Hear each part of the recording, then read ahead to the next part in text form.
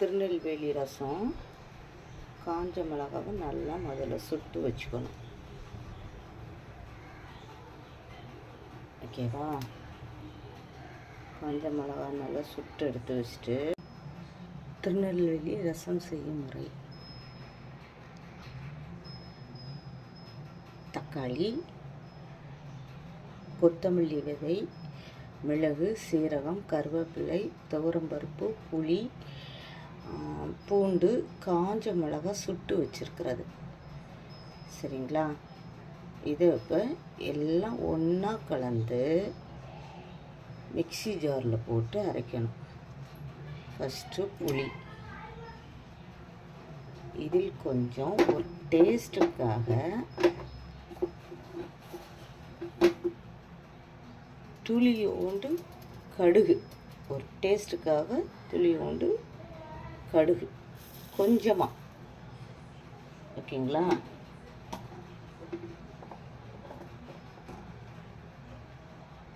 இது எல்லாம் போட்டு இப்போ மிக்ஸி ஜாரில் ஒன்றா அரைக்க போகிறேன். ரசத்துக்கு அரைச்சாச்சு. இப்படி லைட்டாக ஒன்று ரெண்டுமா இருக்க மாதிரி அரைச்சி வச்சுக்கணும். ஒரு செகண்டில் தாளித்து விட்டுறணும். 1 ஸ்பூன் எண்ணெய்,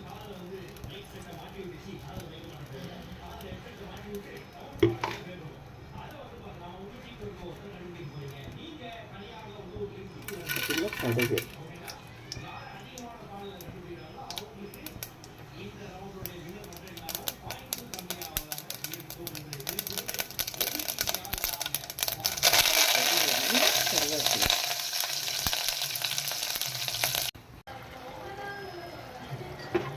இது பச்சை வாசனை போகிற வரைக்கும் லைட்டாக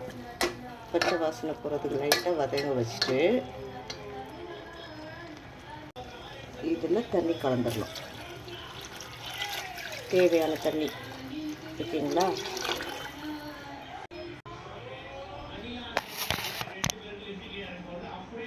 இப்படி லாஸ்ட்டாக சரிங்களா போட்டு